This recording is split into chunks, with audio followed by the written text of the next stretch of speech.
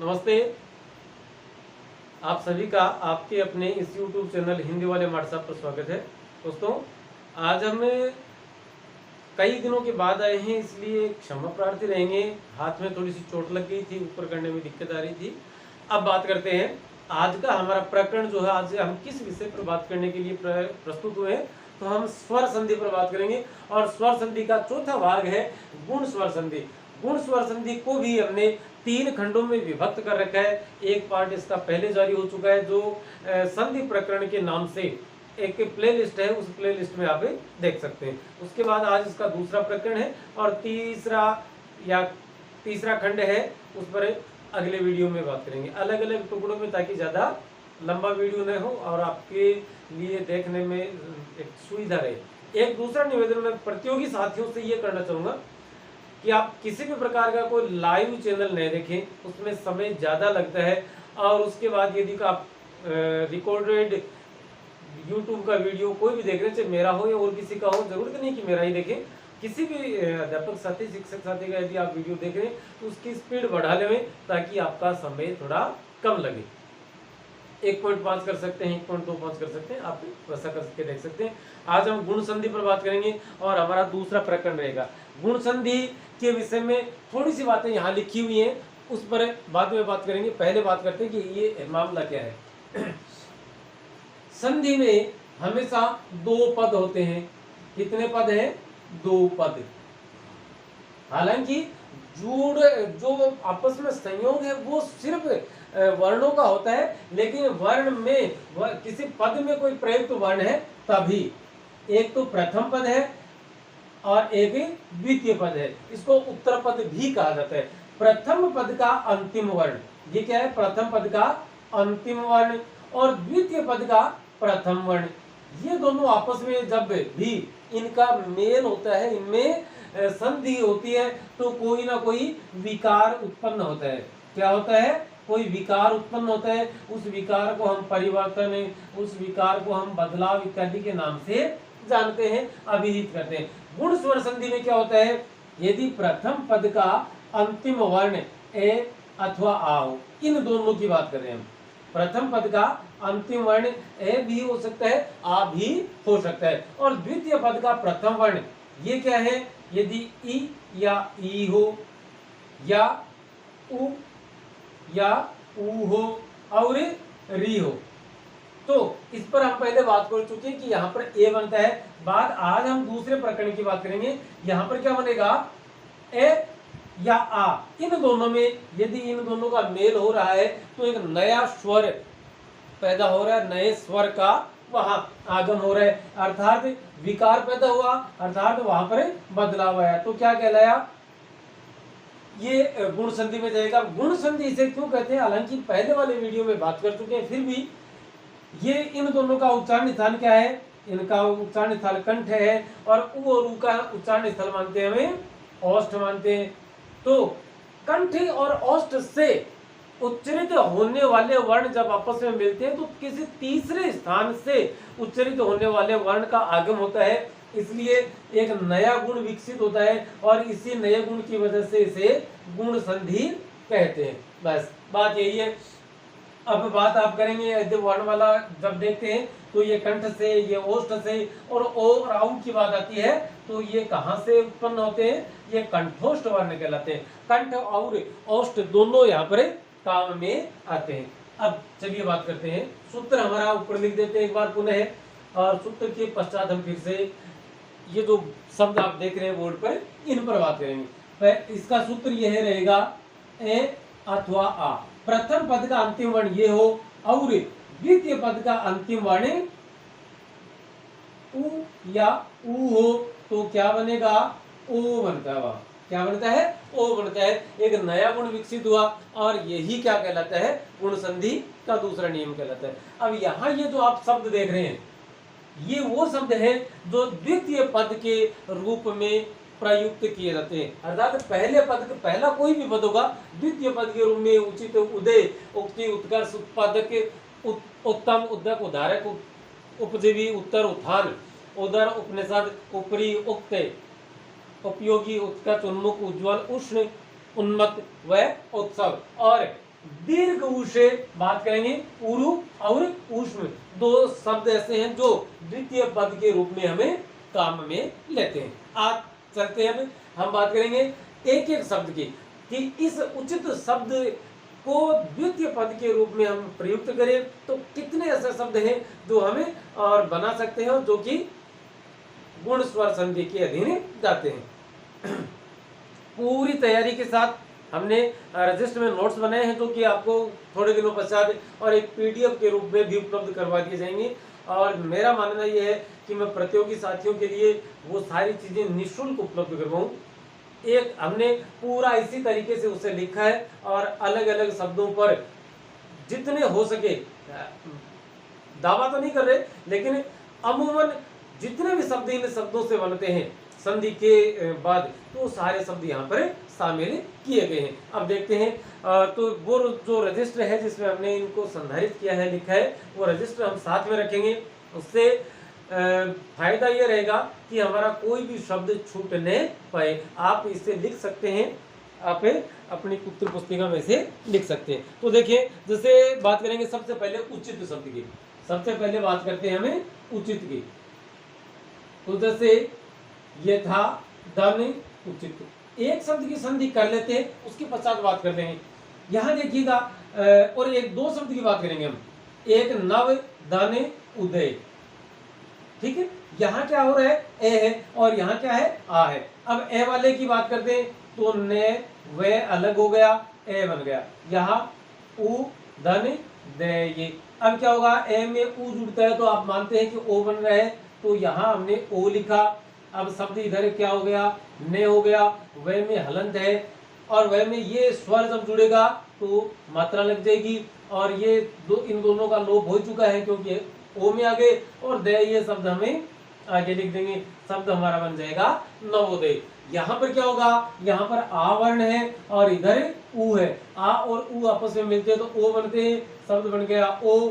ये धा था, ये फिर थे आधा, क्योंकि आ हम निकाल चुके, और थे में आ की मात्रा ओ की मात्रा लगाएंगे, ये थो बन गया, और उ इधर जुड़ चुका है, चित्त शब्द इधर बच गया, तो शब्द हमारा क्या बन जाएगा, ये था धन उचित से यथोचित। तो अब चलते हैं इनको लगातार लिखते हुए, आप चाहें तो इनको लिख सकते हैं, चाहें तो आप देख सकते हैं, जैसी आपकी रजा, जैसे आपकी इच्छा। यथा धन उचित से शब्द बनेगा यथोचित।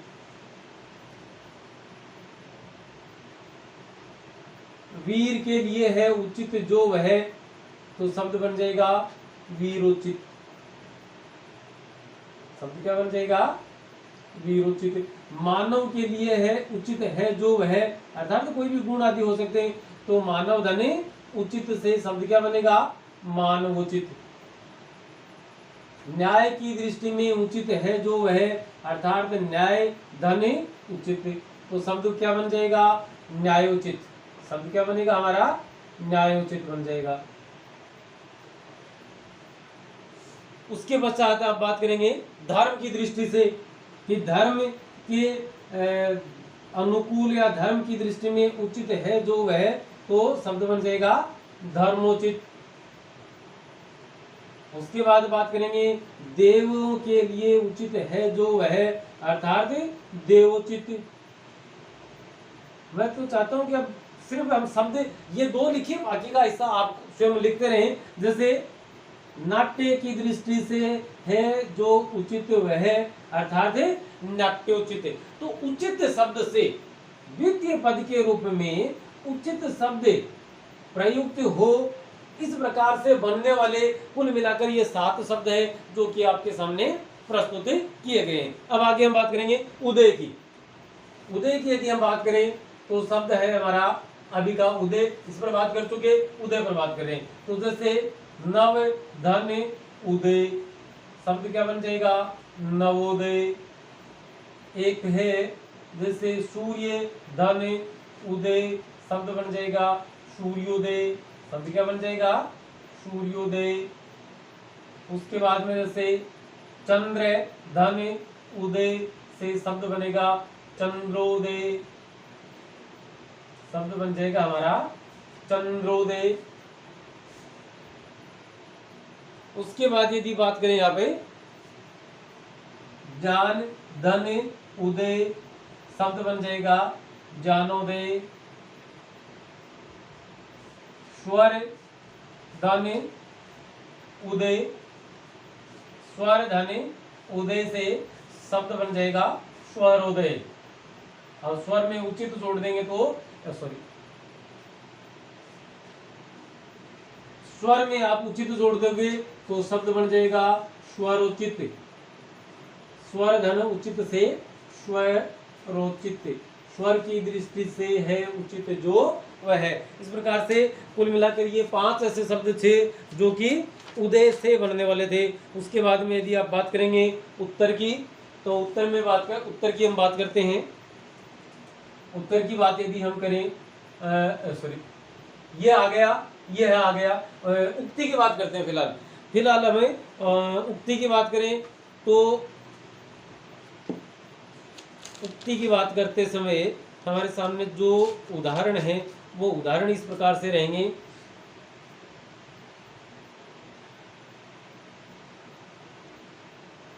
वक्र धन उक्ति शब्द बन जाएगा वक्रोक्ति। शब्द क्या बनेगा?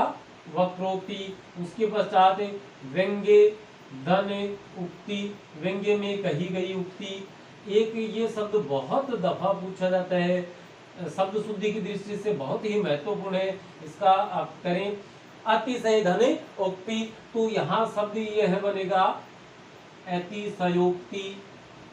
और वहां पहला ही विकल्प मिलता है हमें, से आधा दिया रहता है। मतलब से में ये खड़ी पाई नहीं होती, अर्थात इसमें किसी स्वर का इसमें कोई स्वर नहीं दिया जाता। और फिर पहले ही ऑप्शन में लिखा जाता है कि निम्न में से शुद्ध शब्द छांटिए। और हम कई दफा वहां गलती कर देते हैं, बोलने में तो करते अतिशयोक्ति बोलते हैं, से हम आधा ही उच्चरित वहां करते हैं। इसके बाद में आप देखेंगे एक हमारे हिंदी साहित्य का उदाहरण है समास धन उक्ति से समासोक्ति। चित्र के माध्यम से कही जाने वाली उक्ति वह होती है चित्रोक्ति। उसके बाद में है व्याज धन उक्ति। व्याज का अर्थ होता है, इस शब्द का अर्थ होता है बहाना, कि बहाने से कही गई उक्ति क्या कहलाती है? व्याजोक्ति। बहाने से कही गई बात, उक्ति का अर्थ होता है वैसे बात।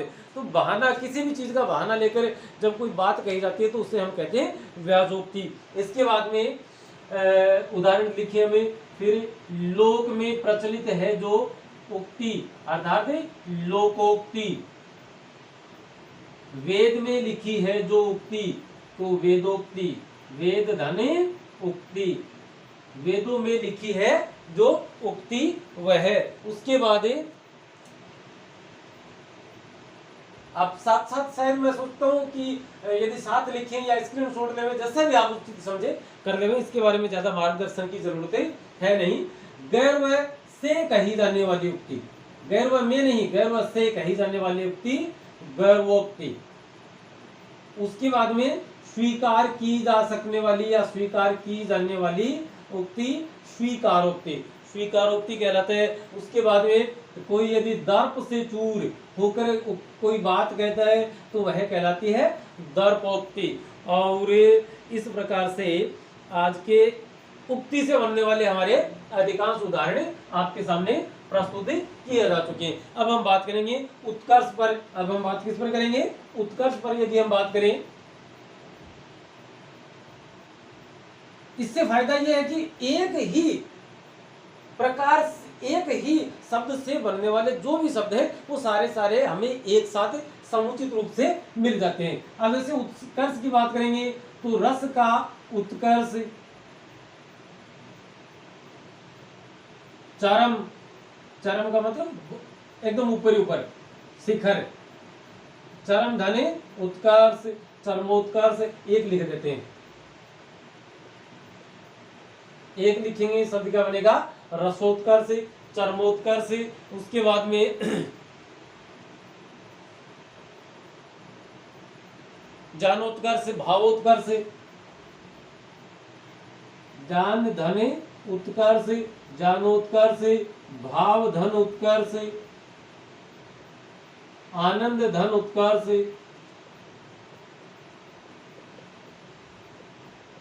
इससे अगला मुझे पता है कि आप लिख लेंगे, इसलिए आपका वक्त ज्यादा जाया न हो, इसलिए सीधे सीधे शब्द लिखे जा रहे हैं और आप वहां से लिख सकते हैं। उसके बाद में प्राणों का उत्कर्ष, तो प्राणोत्कर्ष, और धन का उत्कर्ष, और उसके बाद में एक और है विचारोत्कर्ष, विचार का उत्कर्ष। तो ये उत्कर्ष से बनने वाले सारे शब्द एक साथ वहां आ गए। अब हम करेंगे उत्पादक पर बात।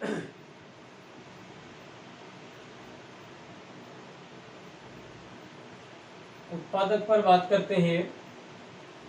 आप दोस्तों नए जुड़े हैं तो चैनल को सब्सक्राइब कर लीजिएगा और आप स्पीड बढ़ाकर जरूर देखें। स्पीड बढ़ाकर देखने से फायदा ये रहता है कि हमारा ज़्यादा समय वहाँ लगता नहीं है। चलिए बात करते हैं उत्पादक की। तो शब्द है हमारा करुणा धने उत्पादक, तो शब्द बन जाएगा करुणो, करुणोत्पादक। और उसके बाद में है जैसे भावधन उत्पादक, भावोत्पादक, रस धन उत्पादक, रस का उत्पादन करने वाला, भय धन उत्पादक, भय उत्पादक, भय पैदा करने वाला, और प्रेम धन उत्पादक से प्रेमोत्पादक। प्रेम धन उत्पादक से क्या बनेगा? प्रेमो, और ये ऊ इसमें जुड़ चुका है, ते आधा पादक, प्रेमोत्पादक, प्रेम का उत्पादक है जो वह है। अब बात करेंगे हमें उत्तम की। बात करते हैं हमें उत्तम की। तो उत्तम से ज्यादा शब्द है नहीं। नर में, नरों में है उत्तम जो वह नरोत्तम, पुरुषों में उत्तम है जो वह अर्थात पुरुषोत्तम। और एक है जैसे प्रेम में है उत्तम जो वह, तो प्रेम धने उत्तम। तो ये कुल मिला के 3 शब्द ऐसे हैं जो नर धनोत्तम, नरोत्तम, प्रेम धनोत्तम, पुरुष धनोत्तम से पुरुषोत्तम, और प्रेम धनोत्तम से प्रेमोत्तम। बात करते हैं उदक की। बात करेंगे हमें उदक। उदक की बात यदि हम करें,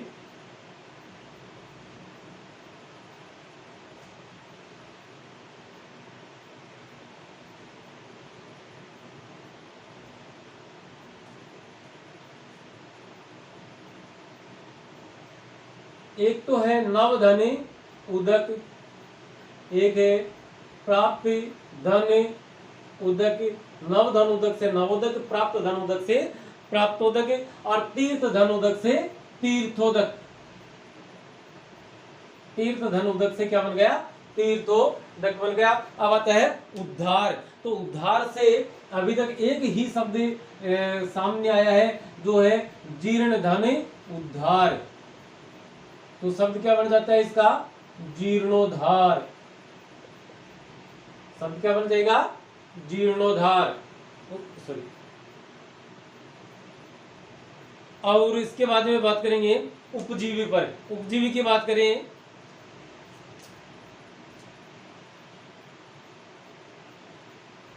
उपजीवी की बात करें यहाँ पे, तो एक तो है जैसे शाक धने उपजीवी। जो उपजीवी का अर्थ है निर्भर रहने वाला, मतलब शाक उपजीवी, शाक पर ही जीवित या निर्भर रहता है जो वह शाकोपजीवी। दुग्ध धन उपजीवी, दुग्ध पर निर्भर रहने वाला जलोपजीवी। जल धन उपजीवी, और प्रेम पर निर्भर रहने वाला प्रेमोपजीवी। प्रेम धन उपजीवी, ये उपजीवी से हो गए। अब बात करेंगे हम उत्तर की। बात करते हैं उत्तर शब्द से। उत्तर शब्द जहां द्वितीय पद के रूप में प्रयुक्त होता है, तो एक तो है उत्तर धने उत्तर, शब्द बन जाता है उत्तरोत्तर। उत्तर के बाद उत्तर, है ना, लगातार निरंतर के बाद उत्तर। उसके बाद में है जैसे पूर्व धने उत्तर से बन जाता है पूर्वोत्तर। उसके बाद में पश्चिम धन उत्तर से पश्चिमोत्तर दक्षिण, धन उत्तर से दक्षिणोत्तर, दक्षिण और उत्तर। उसके बाद यदि बात करें यहाँ पे कक्षा कक्ष में जैसे चलता ना, या यहाँ भी मान लो हमारे परीक्षा में प्रश्न पूछे जाते हैं, किए जाते हैं और हम उनके उत्तर देते हैं, तो शब्द बन जाता है प्रश्नोत्तर, प्रश्न का और उत्तर। बात करेंगे उत्थान की, बात हम किसकी करेंगे अभी, उत्थान शब्द की बात करते हैं। और उत्थान शब्द हम यहाँ से लिखना शुरू करते हैं। उत्थान की बात यदि हम करें तो ग्राम धन उत्थान, ग्रामोत्थान, दलित धन उत्थान, दलितों के उत्थान के लिए। और है जैसे नवधन उत्थान, और आजकल एक नई और चली है धन धन उत्थान, धनिकों का भी उत्थान करने का पूरा प्रयास फिलहाल जारी है। तो धनिक धन उत्थान, धनिक धन उत्थान, धनिकों का उत्थान किया जाता है जिनका वह है।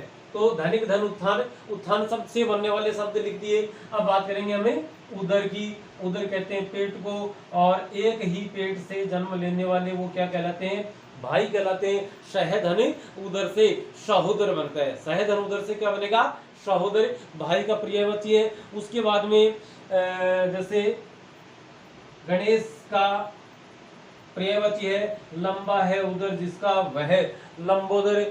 कुंभधन उदर, कुंभ मतलब होता है कलश मटका, कुंभ की तरह से उदर है जिसका वह, कुंभोदर। उसके बाद में जल धन उदर, ये जलोदर एक रोग है।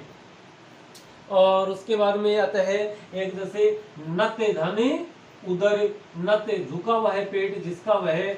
और एक है स्थूल धन उदर, स्थूलोदर मतलब स्थूल, मोटा है, भारी है पेट जिसका वह है। और इसके बाद एक और है जैसे कृष धन उदर, कृष का अर्थ वो उड़ने वाले नहीं है, ऋतिक रोशन नहीं है, यहाँ कृष का अर्थ है दुबला पतला, तो दुबला है उदर जिसका वह, कृष का अर्थ है कमजोर, कमजोर है उदर जिसका वह है, तो कृषोदर वहां शब्द आ जाएगा। अब दोस्तों चलते हैं उदर वाले सारे उदाहरण एक साथ हो गए। अब बात करेंगे हमें उपनिषद पर। तो उपनिषद पर बात करते हैं तो एक तो है कठधनी उपनिषद, और तो उसका तो क्या बनता है कठोपनिषद, आपने इतिहास की पुस्तक में बहुत बार देखा होगा। और एक है ईशधनी उपनिषद, एक है ईशधन उपनिषद, और वहां बनता है ईशोपनिषद, शब्द क्या बन जाएगा ईशोपनिषद। तो कुल मिलाकर उपनिषद से बनने वाले ये दो शब्द आपके सामने, उपनिषद से बनने वाले शब्द आगे। अब हम बात करेंगे ऊपरी शब्द की, और यहां तक आपने हमें झेला इसके लिए बहुत बहुत धन्यवाद। अब हम बात किसकी करें, ऊपरी शब्द की बात करते हैं। तो ऊपरी की बात करें तो एक तो सबसे प्रमुख जो है वह तो सर्वधनी ऊपरी, तो शब्द क्या बन जाता है सर्वोपरि।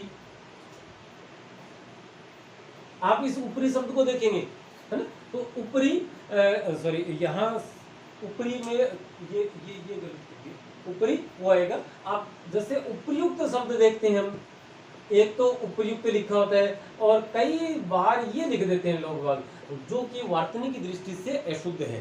क्यों है, क्योंकि यहाँ आप इसकी संधि विच्छेद करते हैं तो इसका संधि ये होता है ऊपरी धने उक्ते। यहाँ प्रथम पद का अंतिम वर्ण ई हो और उसमें कोई है समान स्वर जुड़ता तो यण संधि के मुताबिक ये बन जाता है वहां पर। तो ये है क्या हो जाएगा, ये बन जाएगा, और ये आगे वाला वर्ण अस्तित्व में रहेगा, और पहले वाले वर्ण से स्वर हट गया तो क्या हो जाएगा, ऊ का ऊ, पे का पे, रे आधा हो गया, जाएगा ऊपर किसके, ये के, और ये चला गया, ये में ऊ की मात्रा लग जाएगी, ऊ लग गया, और आधा के और ते। उपयुक्त शब्द इस प्रकार से बनता है। तो ऊपरी धनुक्त यहाँ सर्वधन ऊपरी में आप इस चीज का गौर कर सकते हो, इसे उदाहरण के तौर पर रख सकते हो। सर्वधन सॉरी सर्वधन ऊपरी से सर्वोपरि, मानव धन ऊपरी से मानवोपरि, मानव धन ऊपरी से मानवोपरि, देव धन ऊपरी से देवोपरि, देवों से भी ऊपर है जो है, और गुण धन ऊपरी से गुणोपरि, और जान धन ऊपरी से जानोपरि। ये शब्द आपके यहाँ आगे। अब बात करेंगे उक्त की। तो उक्त की बात करते हैं तो एक ही शब्द अभी तक नजर में आया है और वह है देव धन उक्त से देवोक्त। ऐसे कहने को मानव धन उक्त से मानवोक्त भी कर सकते हैं, लेकिन वो कहीं इस्तेमाल हुआ अभी तक सामने आया नहीं है। आपकी नज़र में यदि उस शब्द का कहीं भी इस्तेमाल आए तो आप फोटो खींच कर, फोटो भेज कर, और या उसका एक हम कहीं आसान भाषा में बात करें तो उसका संदर्भ देकर आप हमें अवगत अवश्य करवाएंगे। इस बात की हम पूरी आशा और उम्मीद के साथ आपका इंतजार करेंगे। तो उक्त हो गया। अब बात करेंगे उपयोगी पर। उपयोगी की बात करेंगे तो एक तो जैसे यह जो कक्षा है रहेगी आपकी, आप जिस कक्षा को फिलहाल देख रहे हैं, जिस वीडियो को देख रहे हैं, यह परीक्षा की दृष्टि से बड़ा ही उपयोगी रहने वाला है। तो शब्द क्या हो जाएगा? परीक्षोपयोगी। चाहे कोई प्रश्न उत्तर, जैसे हमारे साहब बहुत अच्छे अच्छे प्रश्न अपनी नजर में अच्छे प्रश्नों का संकलन तैयार करते हैं, फिर बच्चों को उपलब्ध करवाते हैं कि बेटा ये सारे प्रश्न परीक्षोपयोगी हैं।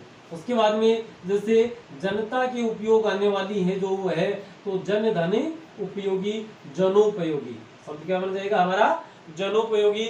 और उसके बाद में एक जैसे है सभी के लिए उपयोगी है जो वह, सभी के लिए उपयोगी है जो वह, तो सर्वोपयोगी। शब्द क्या बन जाएगा हमारा? सर्वोपयोगी, वहां बन जाएगा। उसके बाद में बात करते हैं उपयोगी की होगी, उत्कच की बात करते हैं तो उत्कच का एक ही उदाहरण है घट धन उत्कच, और जिसे हमें घटोत्कच के नाम से अभिहित करते हैं या जानते हैं। और उत्कच के बाद में आता है उन्मुख। उन्मुख में आता है तो कोई कल्याणकारी योजना होती है तो कल्याण की तरफ उन्मुख है। उन्मुख का मतलब उसकी तरफ मुंह करके चल रही है, तो हम इसको क्या करेंगे? कल्याणोन्मुख। शब्द क्या हो जाएगा? कल्याणोन्मुख।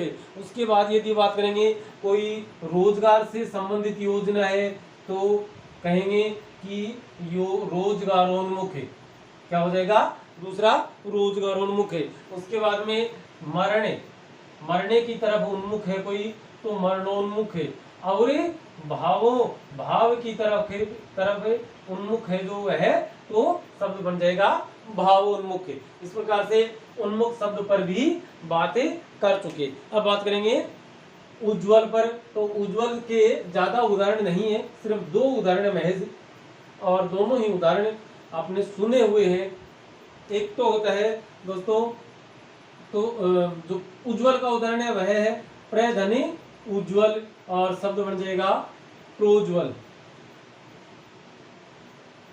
प्रोज्वल शब्द इस प्रकार से बनता है और एक है प्रज्वलित, वह शब्द इस प्रकार से रहता है। इन दोनों में फर्क है। यह है ज्वाला धनित से ज्वल, ये ज्वलित शब्द है और इसमें हमने प्र उपसर्ग जोड़ा तो प्रज्वलित शब्द रह गया। और यहाँ पर उज्ज्वल में प्र उपसर्ग जोड़ेंगे, प्र की संधि उज्ज्वल के साथ होगी तो प्रोज्वल शब्द बनेगा, जो कि गुण स्वर संधि का उदाहरण माना जाएगा। दूसरा इसका उदाहरण था फेन धन उज्ज्वल। फेन कहते हैं झाग और दूध के झाग को, तो वहां शब्द बन जाएगा फेनोज्वल। शब्द क्या बन जाएगा? फेनोज्वल। ये दोस्तों आपकी अभी मैं जहां तक सही हूं, थोड़े ही दिनों में शायद 23 या 24 अक्टूबर को पटवारी की जो प्रतियोगी परीक्षा वह होने वाली है। और पटवारी की प्रतियोगी परीक्षा के लिए पूरा का पूरा वीडियो और ये पूरी की पूरी प्लेलिस्ट आपके बहुत ही काम आने वाली है। देखते हैं आगे। उज्ज्वल हो गया। अब बात करेंगे हमें उष्ण की। तो धारा के समान है उष्ण जो है, तो धारणी धार, धार है उष्ण, जो है मतलब धारोष्ण, और धारोष्ण ये हमेशा ताजा जो दूध है, जो गाय के या किसी भी मादा पशु के थन से स्तन से निकलने वाला जो दूध है, वह दूध ही क्या कहलाता है, धारोष्ण। तो धार उष्ण है जिसकी, वह धारोष्ण कहलाएगा। आगे बात करते हैं ऊरु की, आगे बात करेंगे किसकी, उन्मत्त की। आगे बात यदि हम करें उन्मत्त की, तो एक ही शब्द वहां आता है, प्रेम धन उन्मत्त, तो शब्द बन जाएगा प्रेमोन्मत्त, प्रेम में पड़ा हुआ। प्रेमोन्मत्त के बाद में आता है उत्सव, तो वहां जैसे कोई भी एक महान सा बड़ा सा उत्सव है, तो शब्द बनता है महान जोड़ उत्सव से महोत्सव। शब्द क्या बन जाएगा, शब्द बन जाएगा हमारा महोत्सव। और महोत्सव के बाद यदि हम बात करेंगे, अभी एक शब्द रह गया इसमें से, उत्सर्ग। एक अब यहाँ इसमें एक और लिखने में उत्सर्ग, और उत्सर्ग किसका किया जाता है, हमेशा प्राणों का उत्सर्ग जब कोई व्यक्ति करता है युद्ध के मैदान में, तो उसे हम कहते हैं प्राणोत्सर्ग। जब युद्ध के मैदान में कोई व्यक्ति, कोई सैनिक प्राण त्याग देता है, तो कहते हैं कि उन्होंने प्राणोत्सर्ग किया, कर दिया। अब बात करेंगे ऊरु और ऊष्म की। ऊरु का अर्थ होता है जंघा। अब ऊरु की अर्थ में यदि बात कर दी हम करें, इस ऊरु की बात कर रहे हैं हमें, तो एक तो महा धन ऊरु, तो शब्द बन जाएगा महोरु। शब्द क्या बन जाएगा, महोरु। कि महा का मतलब मोटी या बड़ी या शक्तिशाली, कि महान है जंघा जिसकी, वह है तो महोरु। एक है करभ धन उरु, तो शब्द बन जाएगा करभोरु। शब्द क्या बन जाएगा, करभोरु। और एक है दोस्तों, जैसे शब्द है वामोरु, इस वामोरु शब्द के दो प्रकार से संधि विच्छेद हो सकते हैं। एक तो जैसे वाम धन उरु, और दूसरा है वामा धन उरु। वाम धन उरु, वाम का अर्थ होता है लेफ्ट, बाया, बाया उरु, बाई जंघा। लेकिन बाई जंघा का यहाँ पर ज्यादा कोई औचित्य है नहीं, इसलिए सही शब्द जो है वह है इसका संधि विच्छेद। यदि सीधा सही पूछा जाए, जो सार्थक भी हो, तो वह है वामा धनुरु। मतलब वामा किसका पर्यायवाची शब्द है, स्त्री का, स्त्री की उरु, स्त्री की जंघा, इस हिसाब से। और वामा धनुरु से वामोरु शब्द सही रहता है। कर्म किसे कहते हैं, कर्म कहते हैं ऊंट के बच्चे को।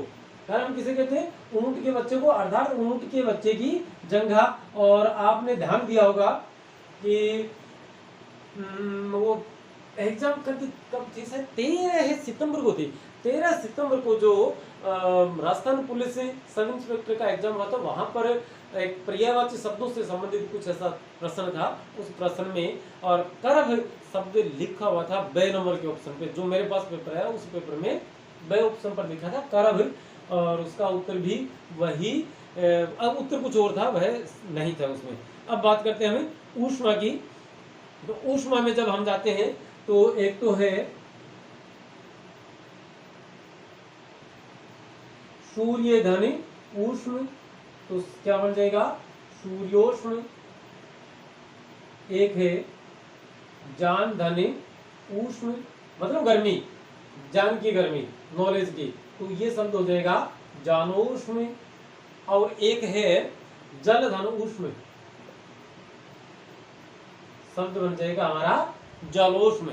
और उष्मा, यहाँ उष्मा करना था भाई, जल धन, ये उष्मा शब्द है, अब इसे उष्मा करने में सूर्य धनुष्मा से सूर्योष्मा, जान धनुष्मा से जानोष्मा, और जल धनुष्मा से जलोष्मा। कुल मिलाकर ये आपके गुण स्वर संधि के दूसरे भाग में से बनने वाले, गुण स्वर संधि के दूसरे नियम से बनने वाले अधिकांश शब्द आपके सामने प्रस्तुत किए। मैं पूरी उम्मीद करता हूँ कि वीडियो आपको पसंद आया होगा। चैनल पर नए जुड़े हैं, आप सब्सक्राइब कर लीजिएगा और अनुमति दीजिएगा। फिर से आप कमेंट्स और के माध्यम से हमें अवगत करवाते रहे ताकि हमारा हौसला भी बढ़ता रहे। अब अनुमति देवे, नमस्ते, जय हिंद।